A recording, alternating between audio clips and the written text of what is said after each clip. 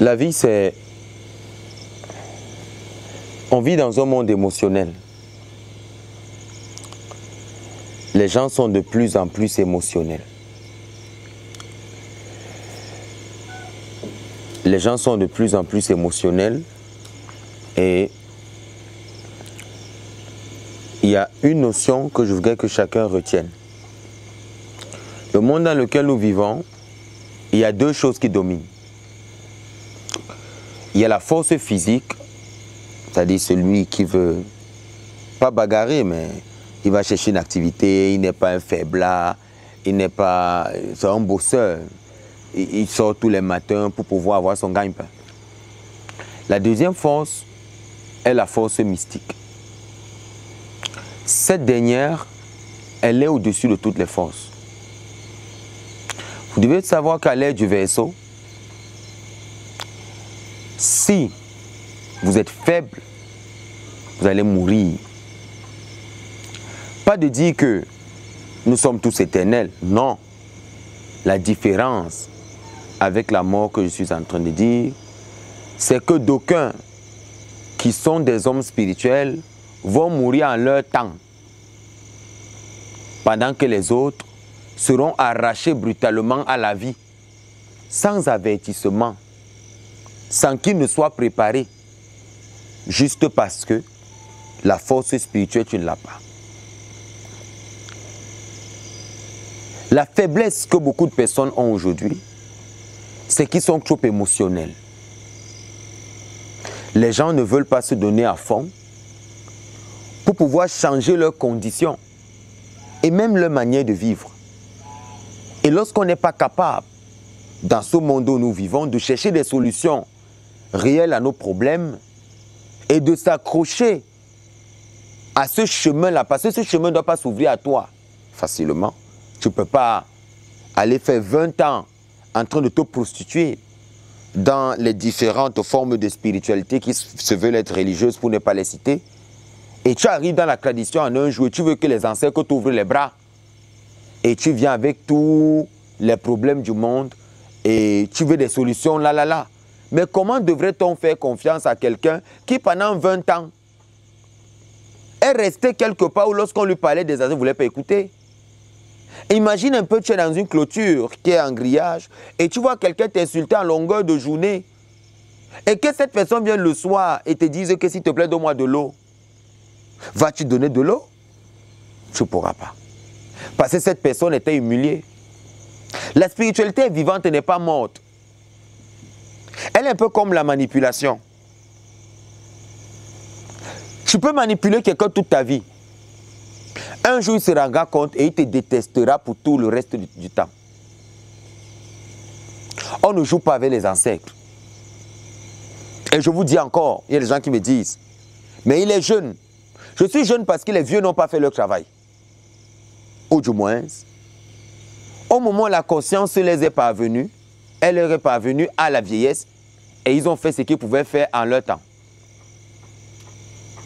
D'aucuns ont eu la grâce donc de recevoir la conscience tôt et ils peuvent édifier aujourd'hui les masses. Ne restez pas aux mêmes positions dans lesquelles vous êtes. Vous devez être capable de vous lever pour vos enfants. Personne n'a allé ouvrir les pieds à votre place pour les faire, si je dois parler ainsi. Lorsqu'on a des enfants, on doit donner notre vie pour eux et non eux de donner leur vie pour les parents. Lorsqu'on a des enfants, ils ne doivent pas devenir les fardeaux des autres, mais nous devons être en première ligne pour leur éducation et les autres deviendront ce qu'on appelle des supports. Je vous raconte une histoire qui est racontée dans le phare, c'est l'une des histoires du phare, sur les 16 signes du phare ou les 256 qui existent, qui sont secondaires à ceux-ci. C'est l'histoire en que l'épervier et la poule, qui signeront donc un pacte un jour, en disant, vu qu'à chaque fois qu'on a envie de sortir, on se fait perturber par nos enfants, nous allons donc les éliminer. Ce que nous ferons donc, c'est que moi, l'épervier, je vais tuer mon enfant, je vais le préparer et je vais manger une quantité, je t'envoie le reste. Toi, la poule, tu feras de même. L'épervier, il tue son enfant, il prépare, il envoie à la poule. Mais qu'est-ce que la poule fait? La poule prend cette même viande et la reprépare avec d'autres condiments et renvoie à l'épervier. L'épervier mange. L'épervier tue le deuxième. Il envoie la poule. La poule prend cela, reprépare et renvoie à l'épervier. Oh. L'épervier finit de tuer tous ses enfants et donne à la poule. Mais la poule, qu'est-ce qu'elle fait? Renvoie la nourriture préparée autrement dans une autre sauce. Et l'épervier est content que la liberté entre lui et la poule est une liberté totale, dans le sens où ils peuvent maintenant se balader comme de deux bons amis et s'en aller faire ce qu'ils ont envie de faire. Mais un jour que l'épervier était en train de survoler dans le village, il aperçut son ami la poule. Et il se rendit compte que la poule était entourée de beaucoup de petits êtres. Et il s'approcha et il a vu en ce moment-là qu'il avait été trompé par la poule. Parce qu'elle avait encore tous ses petits et elle se baladait avec eux. Et nos sages disent dans la tradition, depuis ce jour-là, la haine est née entre l'épervier et les enfants de la poule. Dans le sens où l'épervier n'a jamais arrêté jusqu'à aujourd'hui à attraper les poussins parce qu'il s'était fait tromper par la poule. Cela signifie que quoi? Cela signifie que même lorsque tu trompes quelqu'un, rassure-toi d'avoir un dos solide. Pourquoi quelqu'un va voler s'il ne sait pas courir? Et celui qui se cache, sait-il courir? Parce que si tu sais courir, mais tu ne sais pas te cacher, on va t'attraper. Dans le monde dans lequel nous vivons, on a des personnes qui bavardent beaucoup dans la bouche, mais peu sont pratiques. Ton bavardage t'a donné quoi jusqu'à aujourd'hui? Lorsqu'on enseigne la sagesse, la seule chose que toi tu trouves à faire, c'est nous expliquer comment Jésus t'a sauvé et tous les autres. Ton bavardage dans ta bouche t'a aidé à réaliser quoi? Ne te rends-tu pas compte que pendant que tu vis dans les VAPS, on est en train de terrasser ta vie et que l'âge que tu as là n'est pas l'âge que tu devrais vivre selon l'évangile que tu vis. Mais c'est parce que tu as passé ton temps à dormir que tu te fais avoir aujourd'hui. La poule peut être intelligente, mais a-t-elle pu sauver ses enfants aujourd'hui de l'épervier? Non. L'épervier a continué à avoir du dessus et il est très féroce aujourd'hui. Parce que lorsque tu t'engages à faire un genre de choses, est-ce que tu as protégé tes arrières? Je vous raconterai également l'histoire qui s'est produite comme ça entre le singe et le serpent. Un jour, pendant que le singe devait aller au marché, il dit au serpent, ou tout au moins le serpent lui fait dire, il dit au singe, pendant que tu vas au marché, garde-moi un présent. Le singe s'en va au marché et il achète une pelle. La pelle comporte les ordures ou du sable. Et il arrive, il offre au serpent. Le serpent lui dit, « Ne vois-tu pas que je n'ai pas de bras? Comment est-ce que je pourrais donc tenir une pelle ?» Mais le serpent se retient. Il se rendit compte, en ce moment-là, que c'était de la moquerie. Lorsque le moment était arrivé pour que le serpent aille aussi au marché, le singe lui dira, « Mon cher ami, apporte-moi un cadeau, un présent. » Et pendant que le serpent partait, il acheta un chapeau qu'il est rentré à offert au singe. Le singe pose le chapeau sur sa tête, il est content. Il sait que lui l'a trompé, le serpent au départ en apportant une pelle. Mais comme le serpent est bête, le serpent lui a quand même apporté un chapeau, il était content. Mais au moment de gambader sur les branches, c'est où il se rendit compte que le chapeau ne tenait pas sur sa tête. Et qu'à chaque fois qu'il sautait, le chapeau tombait. Et là, nos sages ont dit, en malheur, malheur et demi, on ne trompe pas les esprits, on ne trompe pas les ancêtres. Ce qu'un homme aura fait, il le récoltera à la même mesure de tout ce qu'il a fait. S'il a fait du bien, il va récolter le bien. S'il a fait du mal, il va récolter le mal. S'il a marché droit, la droiture viendra devant lui. S'il a marché de façon honnête, l'honnêteté viendra devant lui. Mais s'il a marché de façon malhonnête, que la nature lui donne la malhonnêteté, s'il a envié les enfants des autres, qu'on envie ses enfants, s'il était jaloux des enfants des autres, qu'on jalouse ses enfants, parce que dans la tradition, il n'y a pas de favoritisme, il n'y a que des méritants. Le mérite, c'est quoi? C'est le fait d'avoir fait naturellement. Il n'y a pas quelqu'un qui a la chance dans la tradition. Si quelqu'un a marché d'une manière pieuse avec ses ancêtres, il bénéficiera de la grâce de la piété. Mais si quelqu'un a marché d'une façon malhonnête, vous pensez que lorsque les religieux viennent dans la tradition, les ancêtres ne savent pas que c'est la ruse? Il y a beaucoup de femmes aujourd'hui qui s'accrochent à la religion, mais ont des maladies incurables dans la religion, mais pas dans la tradition. Et ces femmes et ces hommes reviennent à la tradition, mais tout en voulant garder ce qui n'a pas pu les traiter. Pourquoi faire 2 poids 2 mesures?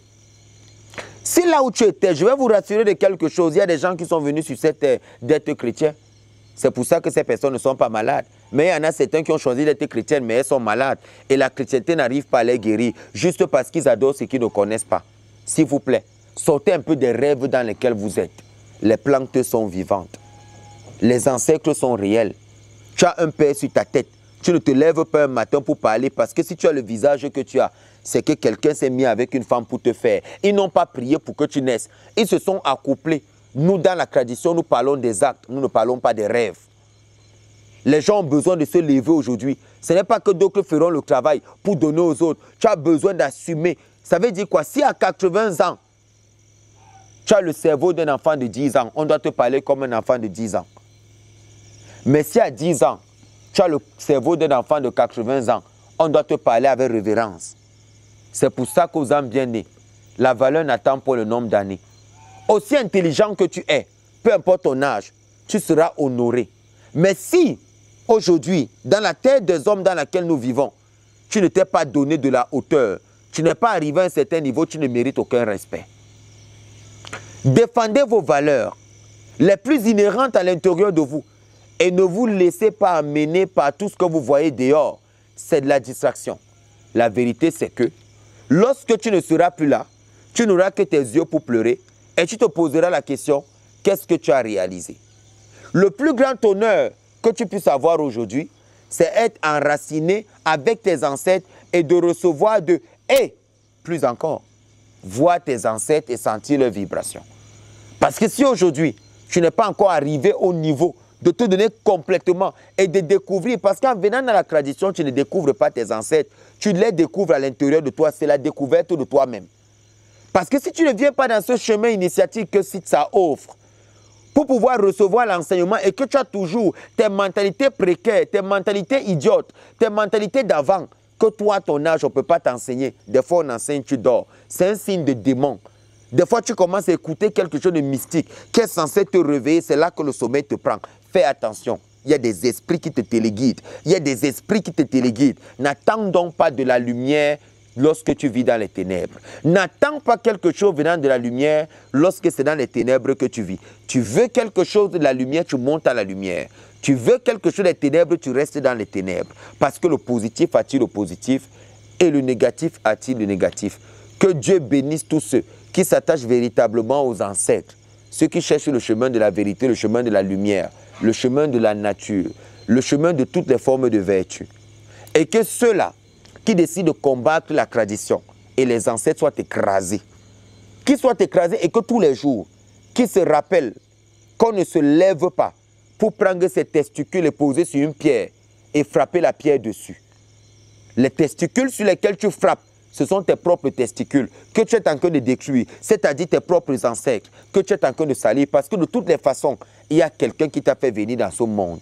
Et cette personne qui t'a fait venir dans ce monde a été également amenée par quelqu'un d'autre et qui a une conscience plus élevée qu'on appelle la mémoire akashique, qui est le témoin de toutes choses qui s'est produit dans la vie. On devrait donc faire attention, arrêter d'être émotionnel. Lorsqu'on ne parle pas à ton fils, tu t'énerves. Lorsqu'on te gronde un peu, tu te fâches. Lorsqu'on te fait un petit reproche, tu veux nous faire la science. Lorsqu'on veut te dire comme ça, mais tu apprendras quand? Quand à chaque fois tu as la défensive. Quand est-ce que tu apprendras si à chaque fois qu'on te dit quelque chose, tu t'énerves? Tu vas jusqu'à juger le ton avec lequel on te parle. Et on dirait, il nous parle mal. Il nous parle mal. Mais tu apprendras quand? Depuis qu'on te parle avec douceur, qu'est-ce que tu as appris? Depuis qu'on te parle avec douceur, qu'est-ce que tu as appris? Ne te rends-tu pas compte que tu es devenu plus abruti? Parce que celui qui te parle de cette façon, c'est celui qui veut ce qui sort de ta poche. Celui qui te parle comme ça en te flattant, c'est quelqu'un qui veut quelque chose venant de toi. Lorsque tu fais une faute devant ton père, t'amènes-tu au restaurant? Ou est-ce qu'il te fait asseoir et il te corrige? Parce que qui aime bien châtie bien. Mais l'homme est tellement émotionnel aujourd'hui que même lorsque un parent va élever la voix, il va dire, il se prend pour qui pour nous parler comme ça? C'est le signe de ta faiblesse spirituelle, le fait que tu sois un enfant. Chez nous, dans la tradition Bassa, même ma propre mère m'appelle Bombok. Ma mère ne m'a plus jamais appelé par mon prénom depuis ma consécration, mon initiation. Parce qu'en Afrique, on connaît encore les valeurs du respect. Mais vous trouverez des personnes qui se permettent, même sur TikTok, même sur YouTube, d'écrire « Bonjour Ouri ». Je me rappelle, lorsque j'étais en Israël, quelqu'un a osé appeler mon maître par son prénom. J'ai dit, mais nous sommes dans quelle république? Le respect est important. Connaître sa place, encore mieux. S'il n'y a eu personne pour te dire la vérité, accepte que quelqu'un arrive dans ta vie et qui te dise ce que l'autre ne te dit pas. Parce que les vraies personnes qui t'aiment vont te regarder droit dans les yeux et te dire tu fais mal. Mais celles qui ne t'aiment pas mais aiment tes sous vont te caresser dans le sens du poil. Parce qu'elles vous regrettent ta chute. C'est pour ça que vous allez vous rendre compte que des fois, lorsque dans une maison on gronde une personne, il y a une autre personne hypocrite qui récupère la personne pour la calmer. Non, ça va aller et tout. Rien ne va aller. C'est de l'hypocrisie. L'Afrique doit se réveiller, mais d'abord dans sa mentalité. Sa mentalité de dire, arrêtons d'être émotionnels. Vous regardez trop les novelas. La vie n'est pas les novelas. La vie, ce n'est pas les novelas. La vie, c'est du réel et du concret. La vie telle que vous la voyez là, tu es faible, on t'écrase. Tu te laisses faire, on t'écrase. Tu t'amuses, on tue tous tes enfants. Et on te tue toi-même. Vous devez être des militaires dans le mental et dans la vie. Vous ne devez pas vous laisser faire. N'importe qui s'élèvera pour parler de vous. Mais vous devez avoir une autorité, une puissance. Que même lorsque quelqu'un parlera de vous, vous retrouverez la personne mystiquement pour lui donner une bonne leçon. Ainsi, la chose s'arrêtera. Mais tant que les gens font les choses et qu'ils n'ont pas du répondant devant eux, ils vont continuer à faire naturellement ce qu'ils font. Devenez des personnes matures. Accrochez-vous à la vérité. Parce que la vérité qu'on te dit est la connaissance que tu ignores. Si tu apprends de cette vérité aujourd'hui, tu connaîtras, alors tu ne te perdras plus. Et de cette vérité qui devra te sauver, ne doit pas être une vérité qui est sur un tapis. Cette vérité, tu dois la chercher. Tu dois chercher cette vérité. Et pour trouver cette vérité-là, elle se trouvera dans un emballage qui ne te plaît pas. Cet emballage, c'est quoi? Quelqu'un qui n'a même pas ton âge, qui n'a même pas une belle dentition, qui ne se coiffe même pas et qui te parle mal. Va donc regarder tous les artifices là et oublie le message important. C'est là que tu te perdras. Parce que même les ancêtres savaient qu'il fallait mettre la vérité dans quelque chose qui ne dit pas son nom. Il fallait mettre la vérité dans un emballage qui ne te plaît pas. Il y a des gens qui disent, quand ils arrivent ici, on croyait que le Mbombok a 80 ans, que c'est un vieux. C'est ce qu'on pensait. Parce qu'on l'écoute, on ne voit pas la personne. Mais lorsqu'on voit la personne, on a du mal à croire que c'est cette personne qui parle. Oui, parce que vous êtes des personnes émotionnelles. Vous êtes des personnes, vous jugez sur les apparences. L'âge est un chiffre. La vie mystique est une expérience. L'expérience est une expression extérieure de tes capacités mystiques. Et ces capacités mystiques sont le témoignage de ton ancienneté. Et il y a ce qu'on appelle les réincarnations. Choisis ton maître. Chaque génération a son maître. Si tu rates ton maître de la génération, tu vas rater tout complètement. Il peut être ton ami. Vous pouvez avoir le même âge. Vous pouvez être très proches. Mais n'oublie jamais que c'est ton maître. Tu peux tout faire avec lui. Tu peux blaguer avec lui. Peut-être toi qui m'écoutes, tu es un maître quelque part. Tu peux jouer avec lui, mais sache qu'avec son notion, on ne joue pas. Vous pouvez blaguer, vous pouvez tout faire. Mais pour que tu ne rates pas ta portion, que ton respect reste, bagarre avec toi-même pour dire, j'ai une marge de manœuvre. Si je n'arrive pas à maîtriser ce créneau, je vais cogner. Et quand je cogne, j'endommage mon véhicule. Parce que je ne sais pas ce que je rencontre lorsque je cogne. Faites attention. L'œuf ne va pas en guerre avec le mur. Si on ne rapproche pas le pigeon de toi, tu ne sauras pas qu'il a des oreilles. Si on ne te donne pas la poule à main, tu ne sauras pas que la poule entend. Il faut te rapprocher de ça. Il y a un proverbe bassa qui dit, on attendait les cornes de la poule sur la tête, c'est sorti au niveau du pied. Et au niveau de ce pied, aujourd'hui, on évalue l'âge de la poule. Faites très attention. Là où on attendait que c'est un vieux qui viendra parler au cœur du secret et qui parlera de ci, de ça, on se rend compte que c'est un jeune, mais qui est plutôt vieux. Ne permettez pas qu'on vienne salir l'eau, là où vous recevez la lumière. Chaque fois que vous voyez un haters ou quelqu'un venir salir le travail qu'on fait, ne loupez pas la personne. Répondez à la personne à la mesure de l'esprit satanique qui est dans son corps. Et je vous promets que cette personne ne viendra plus. Mais si vous laissez les choses se faire et que les vidéos arrêtent d'être publiées, ça aurait été de votre faute. Parce que moi, le maître, j'ai un peuple qui vient me voir tout le temps. Je n'ai pas le temps, j'ai les gens à enseigner. Mais quand je prends du temps pour enseigner comme ça, c'est pour vous conscientiser. C'est pour ça que je parle sans filtre et sans tabou. Vous avez besoin de grandir. Vous avez besoin d'arrêter d'être émotionnel. Arrêtez de réfléchir entre ce que votre pasteur vous dit, prie, et ton enfant en train de mourir. Mais décide-toi, descendre en Afrique ou investir ce qu'il faut en Afrique pour que ton enfant guérisse. Pourquoi tu vas à tout prix rester dans les canons de ta religion alors que tu sais que le problème que tu as n'est pas un problème de religion mais de tradition? Pourquoi tu persistes à l'hôpital alors que ton problème est mystique? Pourquoi tu continues à croire à cette parole qui te caresse? Pas ton pasteur ou je ne sais pas n'importe qui, alors qu'il sait qu'il n'a pas de niveau. Il y a des gens aujourd'hui qui ont des pères et des mères spirituels qui ne sont pas capables de les aider mystiquement. Mais ils continuent à s'accrocher en disant « elle m'avait aidé un jour ». Mais si vous comprenez que la vie est cruelle, on va là où la lumière est. Et quand on atteint la lumière, on va là où la lumière est. Et quand on atteint cette lumière, on continue à monter. La vie, elle est évolutive. On ne reste pas à un seul endroit. On évolue parce qu'on veut de l'impact. C'est l'impact qu'on crée à nous qui crée l'impact ailleurs. Que Dieu, la nature et les ancêtres vous bénissent.